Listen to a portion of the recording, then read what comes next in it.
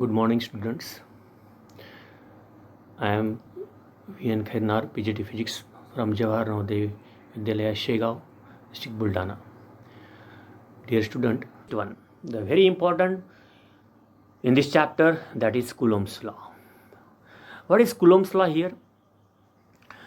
As we have studied that, we have to take the basic charges, that is nothing but your positive charge and negative charge. Now, dear student, we will think about these charges. Either you take both the charges, similar charges, or you can take both the charges as an unlike. That means you can say one positive charge and another one you can take the negative charge. So here the scientist Coulomb has given certain rule. If you take these two charges, maybe like charge, maybe unlike charge, so there is certain type of force which is exist in between these two charges, and he has studied about that law, and that law is nothing but Coulomb's law, that is force between 2-point electric charges. So what is that law here? So see here, dear student, I have taken here charge Q1 and Q2. Already I told you Q1 and Q2 both are having same charge, or Q1 may be positive charge, Q2 may be negative charge. We will study detail about this one in the next slide. So first of all, let me explain you about the Coulomb's law. So what is Coulomb's law? The electrostatic force of attraction or repulsion. That means whenever these two charges will interact, the electrostatic force of interaction, that is attraction or repulsion between these 2-point charges is directly proportional to the product of the charges. Here the product of the charges, that is F, is directly proportional to Q1 Q2 and inversely proportional to the square of the distance between them, and acts along the line joining the two charges. That means if you join these two charges Q1 Q2, then the force in between these two charges will always act along the line joining these two charges. Now let us discuss about these things into little bit into detail. Suppose you have taken these charges Q1 and Q2 having certain magnitude. Then suppose Q1 is having Q1 charge is having value is 2 Coulomb and Q2 is having 3 Coulomb. Now by means of mathematical process, you can say that, sir, I can add these two charges, I can multiply these two charges, I can divide these two charges. That means you can take the ratio of these two charges, or I can take 2 to the power 3, etc., etc. That means you can take the combination of this magnitude of the charges in different way. But whenever we are taking the magnitude of the charges, then the force which is given by the Coulomb's law is only valid when you will take the product of the magnitude of the two charges. That means if you take the product of the two charges, then that force which is valid for this Coulomb's law. Second one, if you take the distance between these two charges, then you can say that, sir, distance we can say it may be directly proportional to r, maybe inversely proportional to r, maybe directly proportional to r square, maybe inversely proportional to r square. But the Coulomb's has given that the force is inversely proportional to the square of the distance between these two charges only. So from these two things, you can write that F is directly proportional to Q1 Q2 upon R square, or you can write here the proportionality constant, that is nothing but here K, that is F is equal to K into Q1 Q2 upon R square. Now dear student, it is very interesting to note that this K is a positive constant of proportionality called electrostatic force constant or Coulomb's constant. Now this value of this K is given by 1 upon 4 pi epsilon naught, where this epsilon naught is called as a permittivity of the medium. Now these things, K is equal to 1 upon 4 pi epsilon naught, I think except this epsilon naught, everything you are aware of these things. That means 4 pi is constant, and again the K is already, we have stated that is the Coulomb's constant. Then what is mean by this epsilon naught? So epsilon naught is the permittivity of the free space. Now in this chapter, dear student, you keep in mind This epsilon naught is the permittivity of the free space, or you can say it is also used for the permittivity for the vacuum or air. So nearly the permittivity for vacuum and air is same. So nearly same, you can say. That's why we will take here the epsilon naught is the permittivity of the free space. So free space means vacuum, or you can say consider that permittivity becomes approximately equal to air also. So now this term is as new for you, that is nothing but the permittivity. Let me explain you about the permittivity. Suppose these two charges of the system, these charges Q1 and Q2, if I kept in air, then there is a force of attraction or repulsion between these two charges. Now the next thing is that how these forces are exist in air. Suppose a certain value is there. By means of that values, these forces are going to be repelled to each other, they are going to be attracted with each other. That means some force is there. So in air, some force is there. Now if you place these two charges in another medium, suppose you take in water medium, or you place a mica in between these two charges, then what happens? Whatever the force was present earlier in case of air, then it has been got reduced.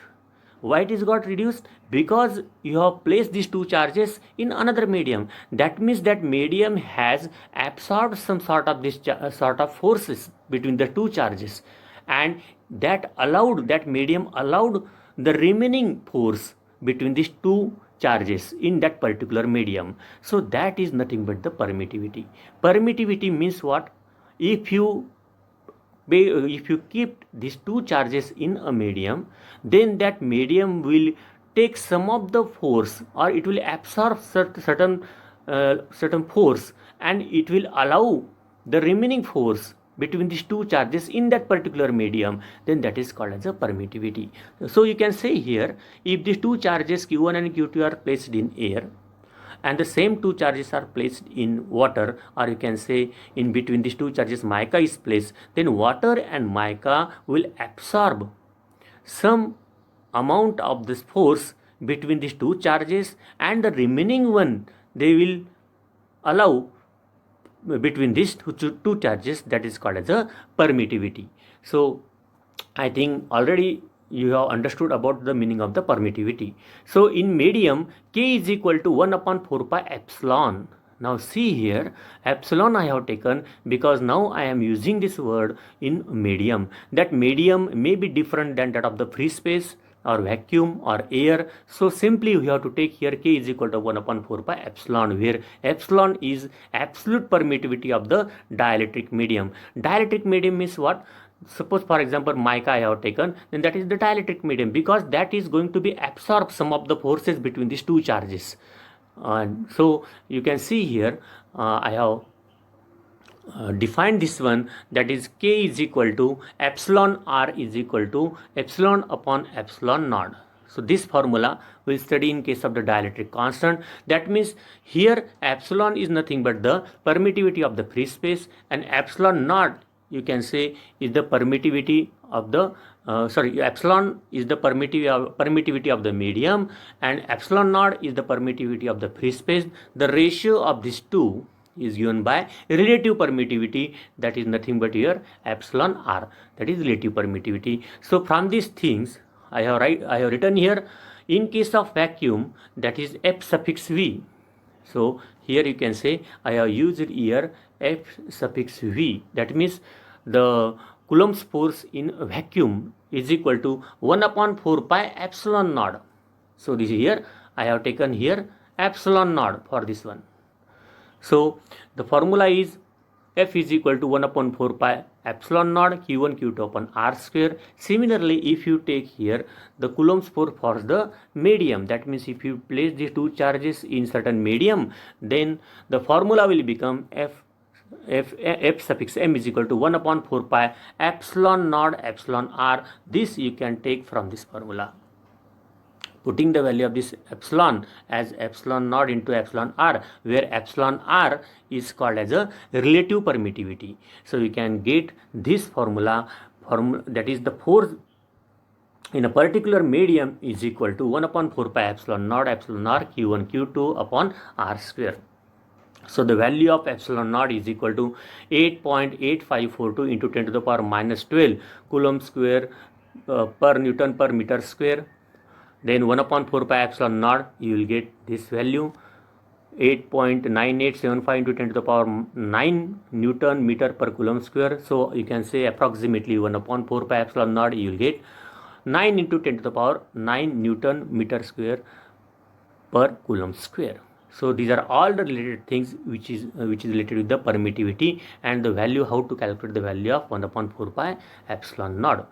So dear friend, now we will proceed for Coulomb's law in vector form. So what is Coulomb's law in vector form here?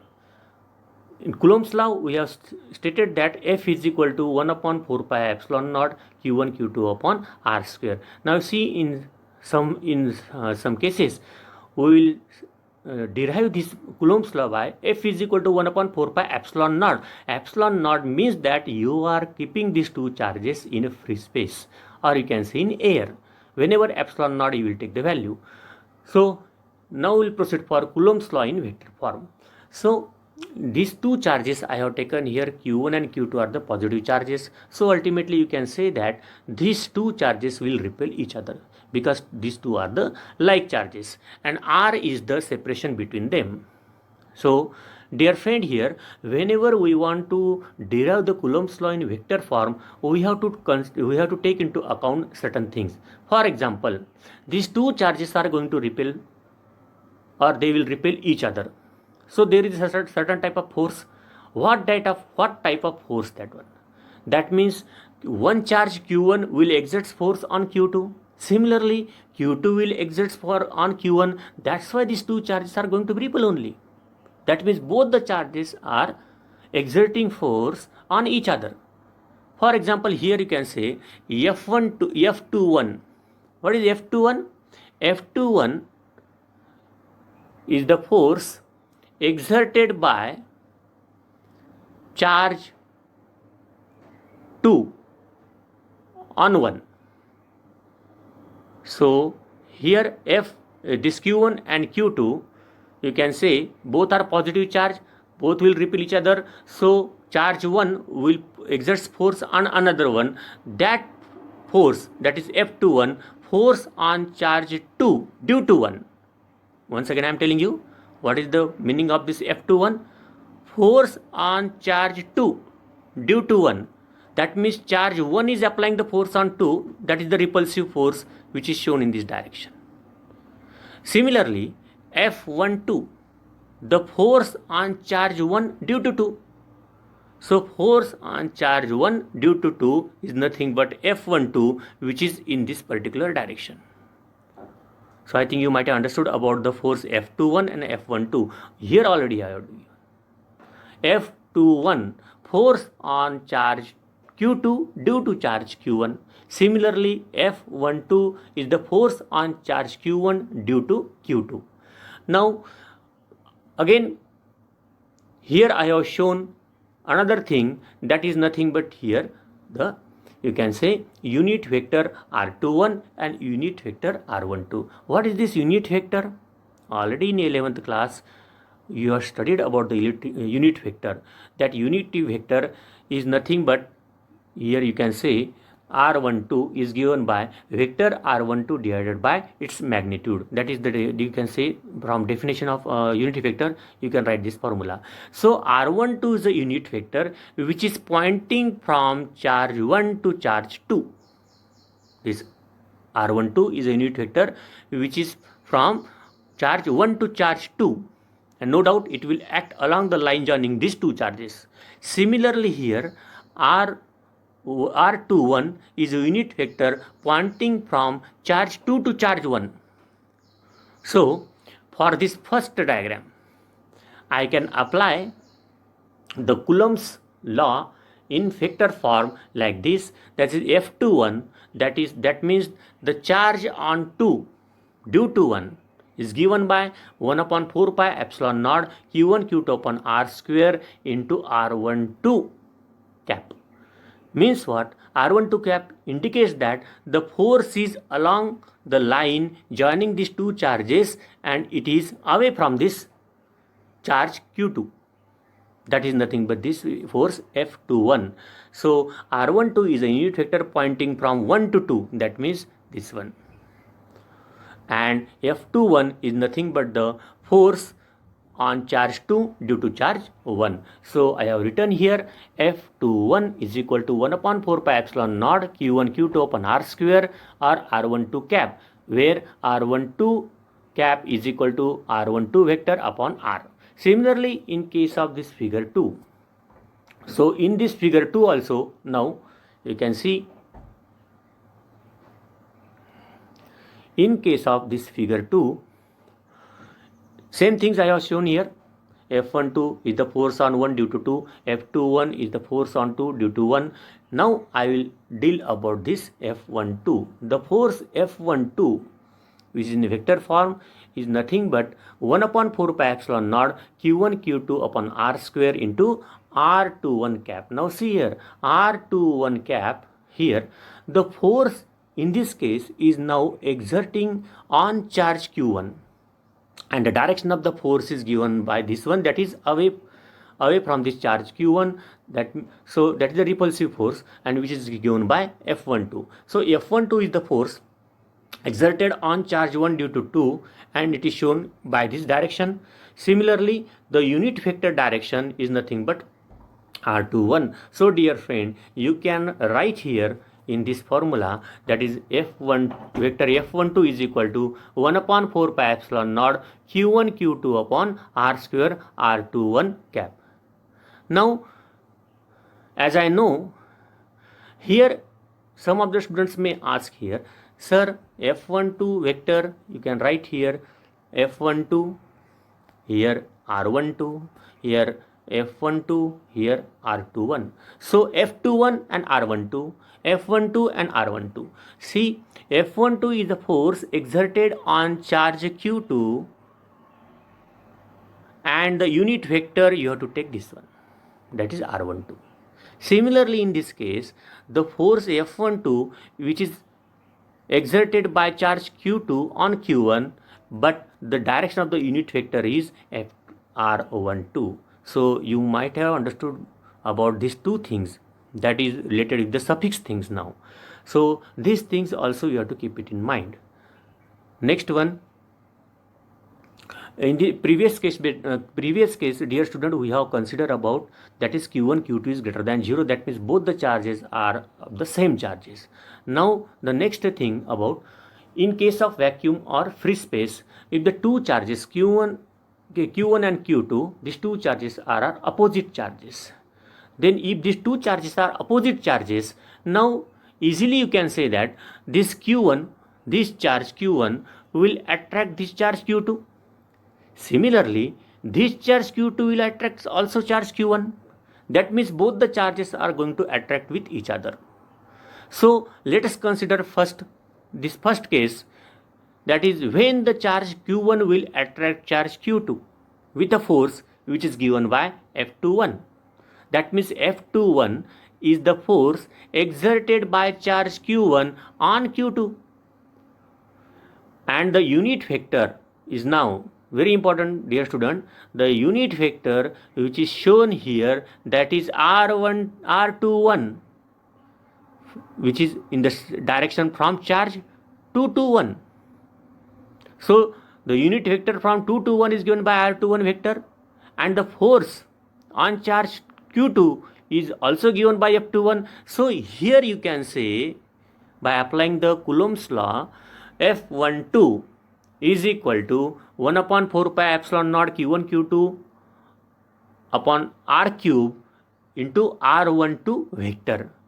Similarly, F21 is equal to 1 upon 4 pi epsilon naught Q1 Q2 upon R cube into R21. So you see here, in the previous case, F force I have explained about that. F is equal to 1 upon 4 pi epsilon naught Q1 Q2 upon R square. Now you can see here is the R cube. But I have put the value of unit vector in this formula, that is r cap is equal to unit vector r upon r. That r will be multiplied by r square, so ultimately you will get here r cube. I think you might have understood that. So here you got, here there is no unit vector.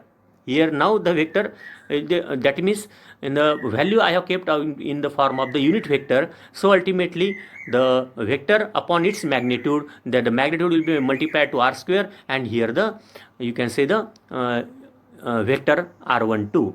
So r12 here now, first one, the force F12 is nothing but the force on 1 due to 2.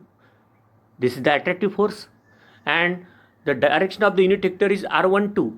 Therefore this formula, along with the putting the value of the unit vector, I got F12 is equal to 1 upon 4 pi epsilon naught q1 q2 upon r cube into r12 vector. Similarly here F21 vector is equal to 1 upon 4 pi epsilon naught q1 q2 upon r cube into r21 vector. So dear student, I think you have understood about this formula now in case of this q1 q2 less than 0. The importance of the vector form. The importance of the vector form is, as you see in this case, in both the cases, when the charges are positively charged or the charges are negatively charged, or unlike charge or like charges, the unit vector is r12 cap and r21 cap. Their directions are opposite. That means one is from charge 2 to 1, another is charged from 1 to 2. Therefore the direction of the unit vectors are opposite to each other. Therefore you can say, if you put the value in both the cases, then you will get the force F12 is equal to minus F21. No doubt this is the force, that means it's vector form only. So F21 is equal to minus F12. So this means that two charges exerts equal and opposite forces on each other. So Coulombian force obeys Newton's third law of motion. Dear student, after discussing all these topics, I have given you some objective type of questions. So here some objective type of questions are there, and very short answer type questions are there. So you can go through this objective type of question, very short answer type of questions, and short answer type of questions. So so try to solve this one, and I hope you understood you might have understood this topic, and please go through this topic again. So again you will clear all this all your doubts and etc. If it is there. I think there will be no question about the doubts in this session. So you, whatever I have discussed these things, you please read that things, and in the next session we will discuss about the new topic.